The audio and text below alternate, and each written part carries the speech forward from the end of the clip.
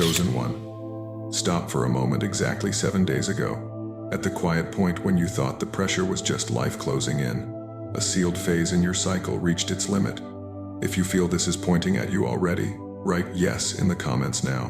What followed didn't look dramatic from the outside, but internally, everything shifted. The exhaustion that sat in your bones, the strange distance between you and everyone else, the feeling of standing behind glass while the world moved on without you. Those weren't random. You're not broken. You're not weak.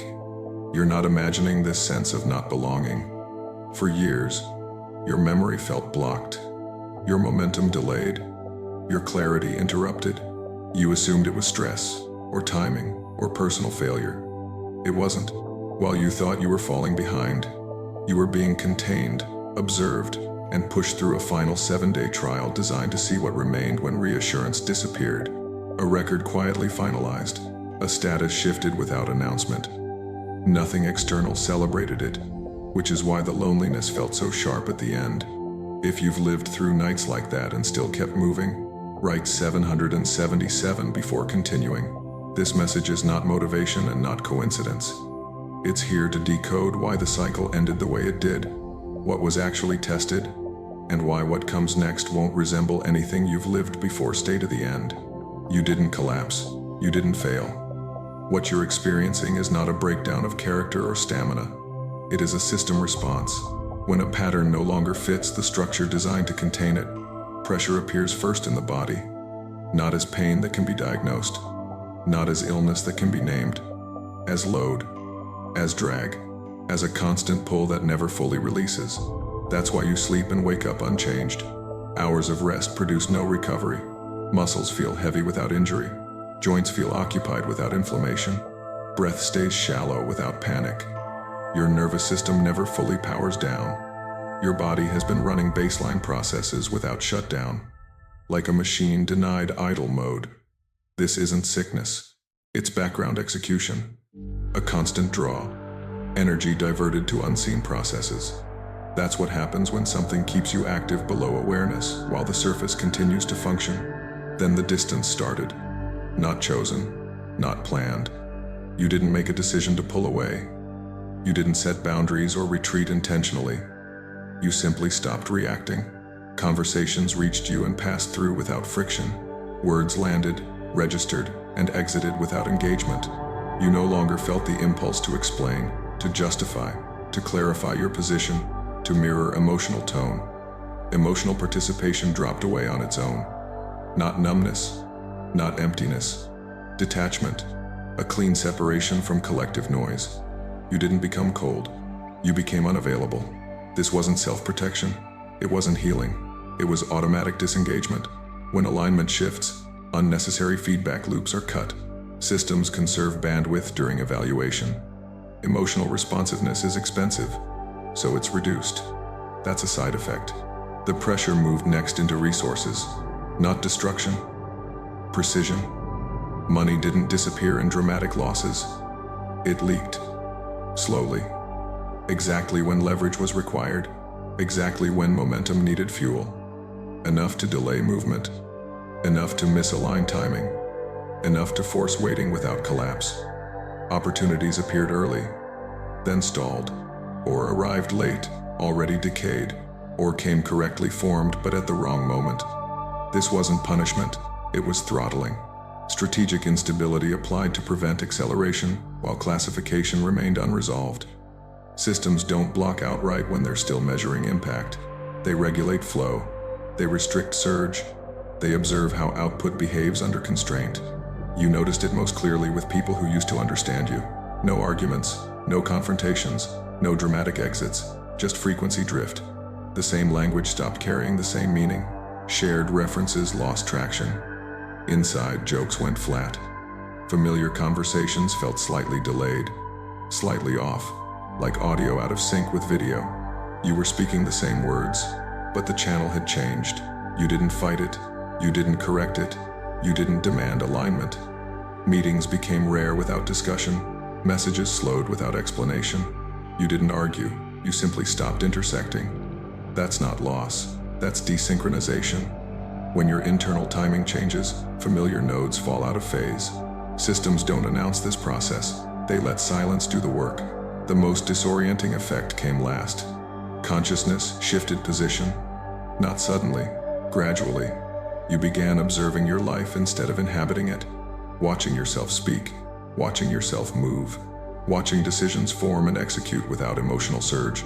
Calm, clear, no panic, just distance. Like standing one step behind your own eyes, like occupying the room behind the room. This isn't dissociation. It's not withdrawal from reality. It's an observer state. A monitoring layer activated when active engagement would interfere with assessment. You weren't checked out. You were being tracked internally. Attention was rerouted. Awareness widened. Reaction slowed. Not to protect you, to preserve data integrity.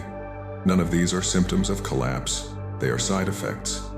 They appear together when a system reacts to you, not to test your morality, not to refine your character, not to teach endurance, to evaluate operational impact, to see what happens when pressure is applied evenly and support is removed.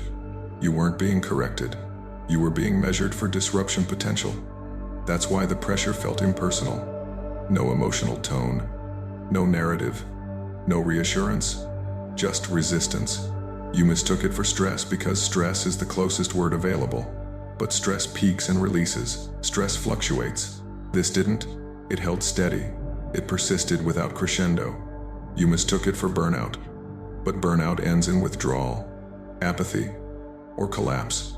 This didn't. You remained present, functional, aware. You continued to execute tasks. You continued to show up. You thought it was bad timing. It wasn't. Timing was manipulated. You thought it was internal failure. It wasn't. Internals were isolated so output could be observed under constraint. Every reaction you had was logged by effect, not intention. What you felt didn't matter. What you produced under pressure did. The lack of collapse mattered more than endurance. The absence of complaint mattered more than effort. The fact that you kept moving without reinforcement mattered most. Systems don't care how you feel. They care what happens when pressure is applied and assistance is withheld. They care about stability under isolation, coherence under delay, consistency without validation. That's why nothing came to rescue you. Not because you weren't seen, because intervention would contaminate results. You weren't abandoned.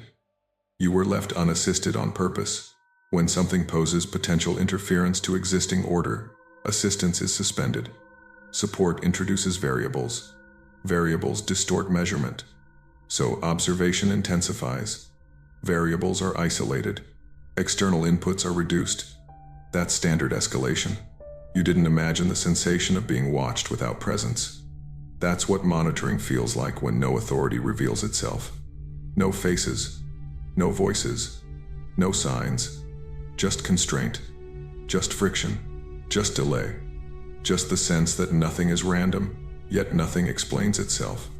That's containment without announcement. That's oversight without disclosure. The exhaustion wasn't there to stop you.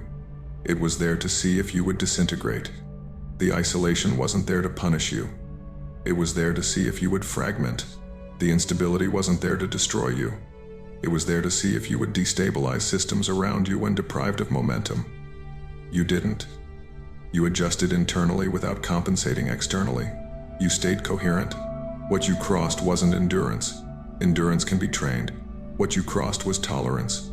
The ability to remain structurally intact while pressure remained constant and explanation was absent. You didn't break. You didn't retreat. You didn't regress. You didn't adapt back down to fit. You stayed exactly as you were while everything around you lost alignment. That's the trigger condition. This is what happens when a system reacts to you. Not because you demanded meaning, not because you sought recognition, because your pattern stopped conforming without rebellion.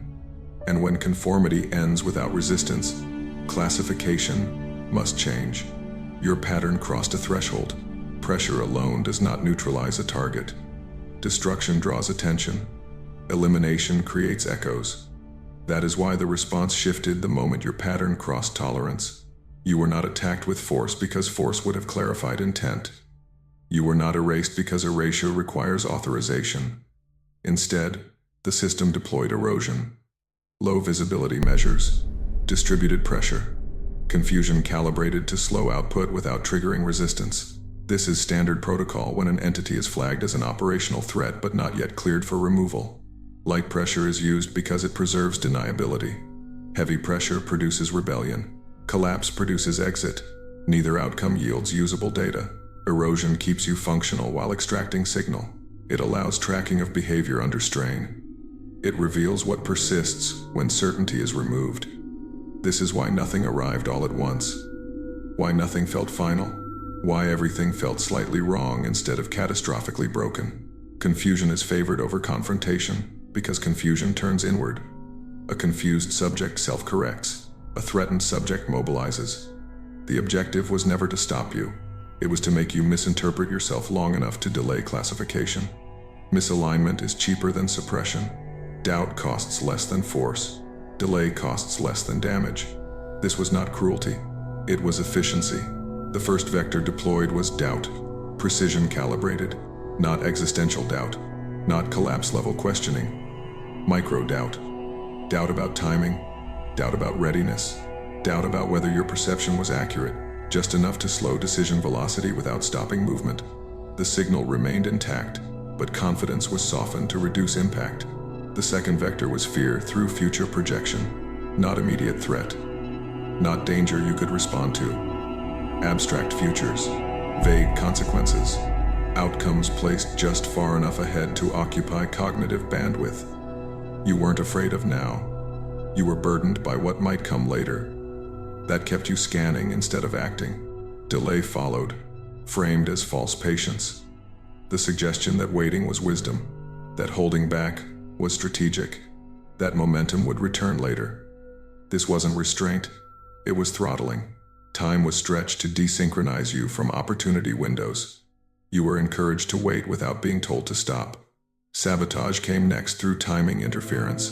Inputs arrived misaligned, information too early to use, too late to apply, resources available after relevance expired. This wasn't obstruction, it was temporal noise. Enough to waste effort without revealing intent. Isolation was applied through mirror removal, not loneliness by absence. Reflection by absence. The people who once reflected you accurately were pulled out of phase. Feedback disappeared. Validation vanished. Without mirrors, identity destabilizes quietly. You weren't isolated physically. You were isolated informationally.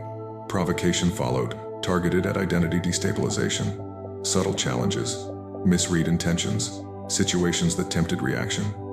The goal was not conflict. It was to see whether you would fracture under misrepresentation, whether you would overcorrect, whether you would abandon coherence to defend self-image. Guilt was then introduced as a self-rejection trigger.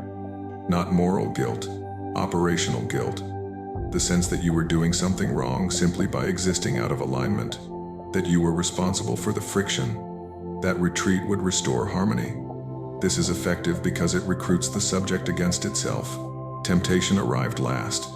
Not pleasure, relief. Offers that promised reduction of pressure without satisfaction. Distractions that dulled awareness without restoring energy. Paths that felt easier but produced no gain. This wasn't seduction, it was anesthesia. These vectors were not random. They were assigned, managed, adjusted.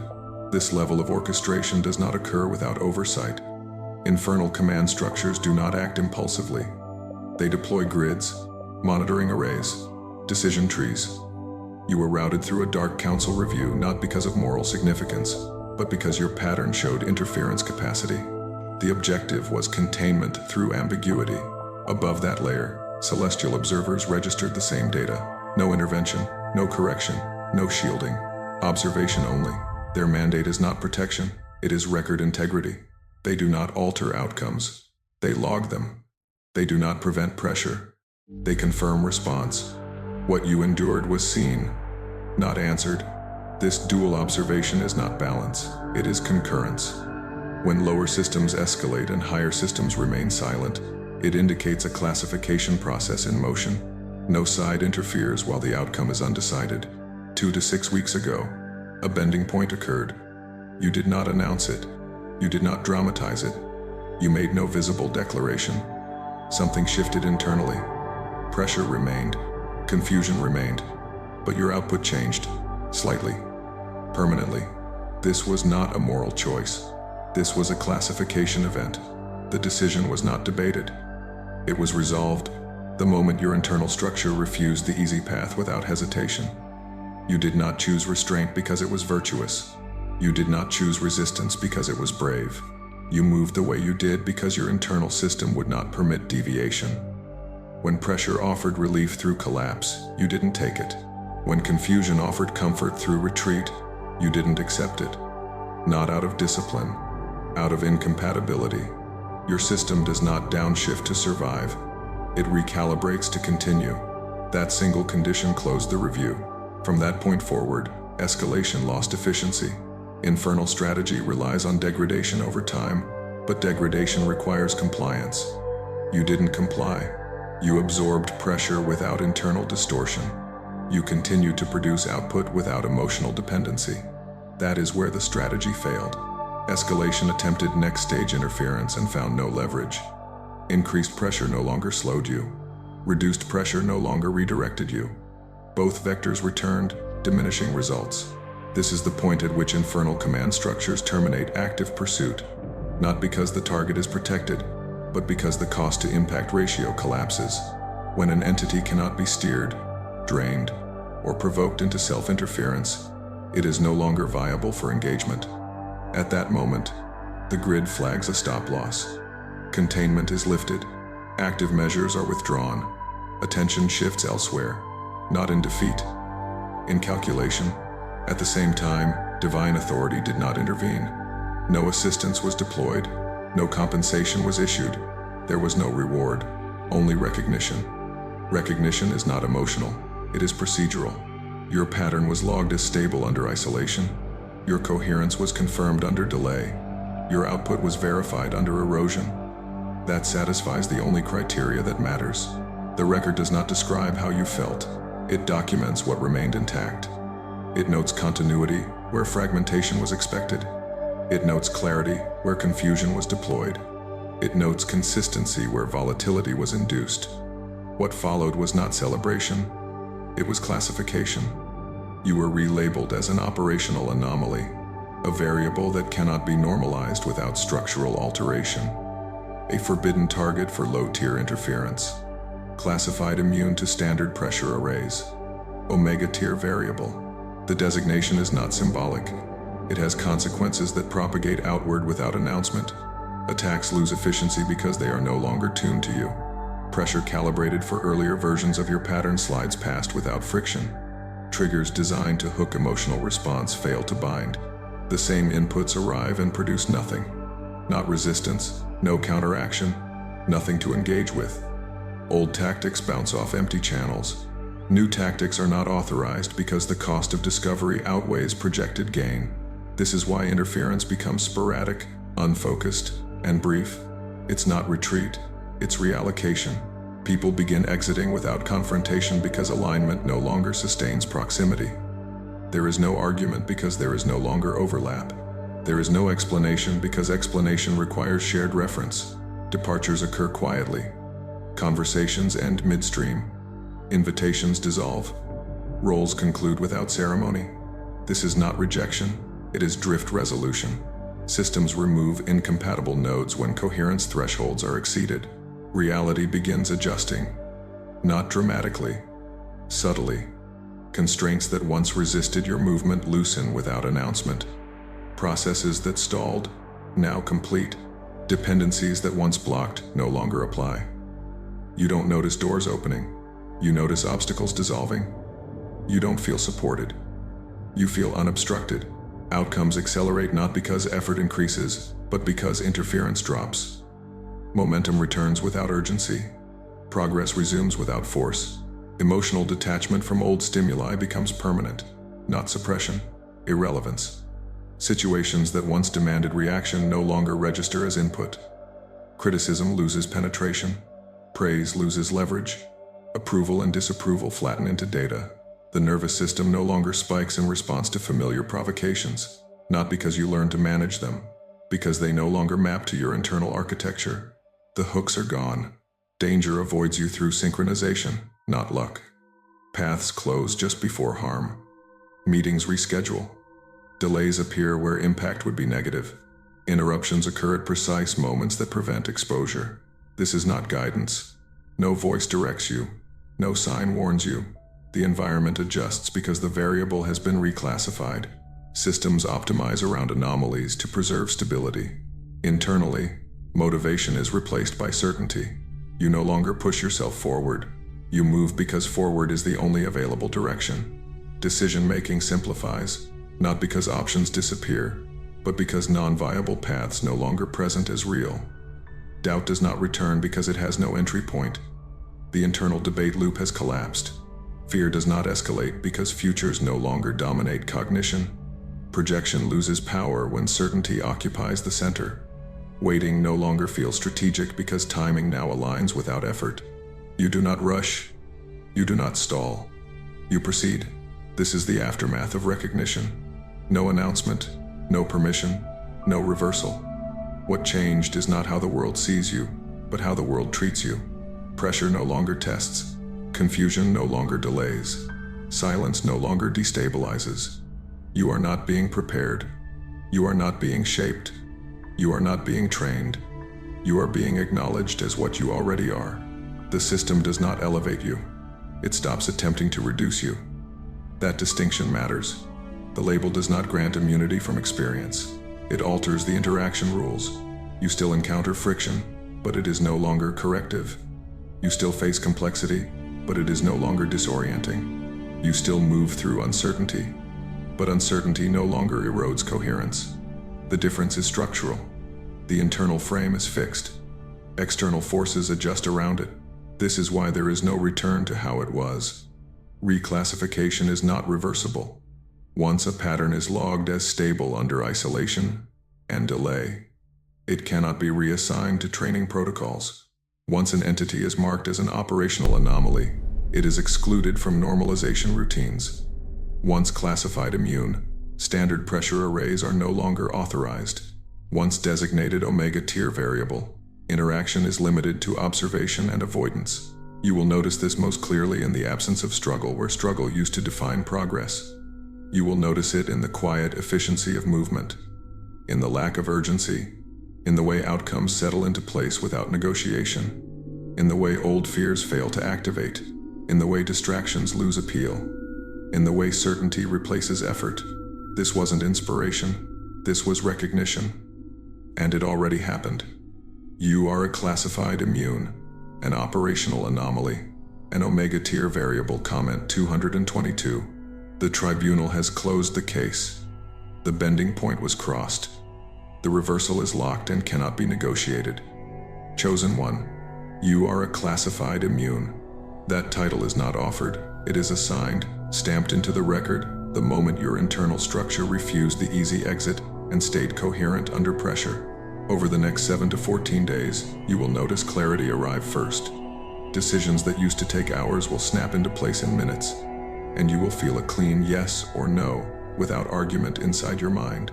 The first confirmation of provision will show up as alignment, not luck. A bill, a gap, a missing resource will be covered in an ordinary way that happens at the exact right time, and you will recognize the timing as precision. Acceleration will follow as compression.